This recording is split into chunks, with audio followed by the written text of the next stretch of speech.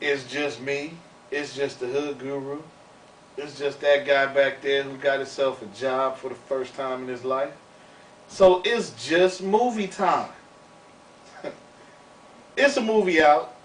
What's the name of this movie? Avatar. Avatar. Now the movie ain't like didn't this used to be a TV show or something? Wasn't this like an anime TV show or something? No. No? It's just a movie.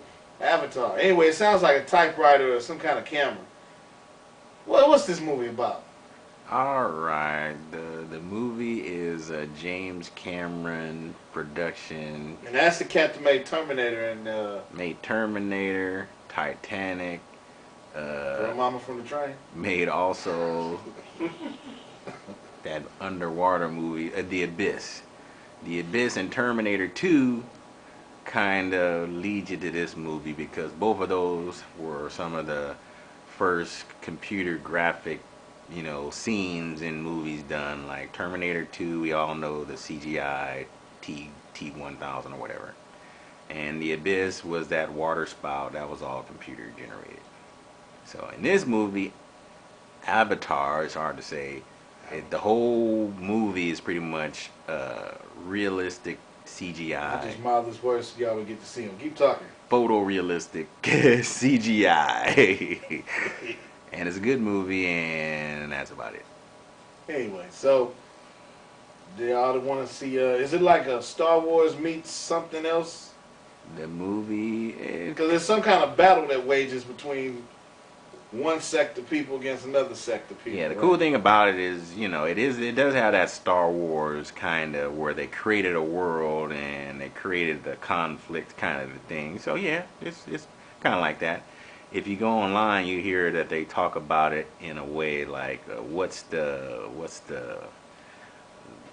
how it mirrors our world or something. They talk about, it has something to do with the environment. It has something to do about what wars are like. So it has all that in Yeah, it. and if you know any good movies pull from real life situations, where the symbolism is used, where like you take like, okay, let's say give me an example, boy. Wizard of Oz. Wizard of Oz and Star Wars. Star Wars. Go ahead. I'm sorry. Go ahead, dog. Star Wars, how they mirrored the government and all that stuff. Civil War and all that stuff. So, anytime you get a movie that kind of uses situations and mirrors the movie after certain conflicts that kind of parallel to real life situations, you usually got a good movie. So, I ain't seen the shit, but Hood Guru said that movie kicked ass. You gotta see it for the. And when he cusses, that means it was big. You gotta see it for the special effects and for the use of 3D.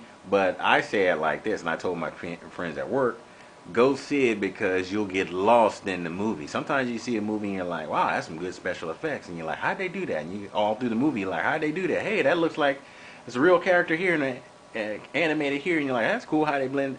This movie, you first get blown away by, and then you so into the story you almost forget, is this animation? So it's real life. They call it photorealistic animation for the faces and all that stuff, where you almost believe that those are real beings in the movie, even though they were animated type beings, so to speak. So did they put makeup on these motherfuckers, or they just acted in their regular old face and then they hooked them up with a computer animated? I read today online that they used this new technique where they put a helmet on the characters, the actors, with the facial recognition. So when the actors acted out a scene, the cameras were picking up every facial movement, smile, frown, eye movement, which was never done before.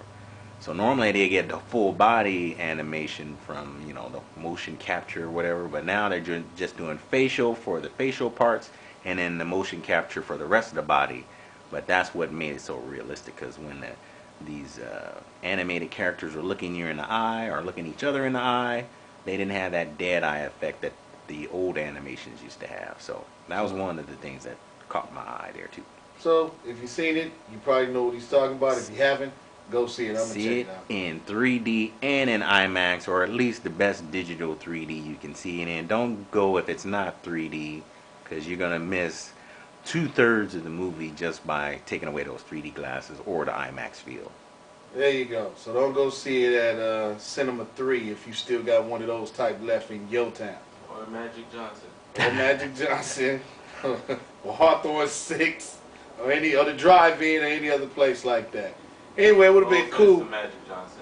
It wouldn't, yeah, no offense to Magic Johnson or Magic Johnson Theaters, but you know what we talking about.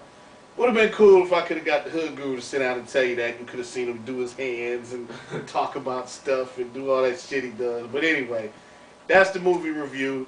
And don't be thinking we gonna put some little pictures up of Avatar, because that shit'll get snatched down faster than you can say upload. Anyway, peace y'all. We out.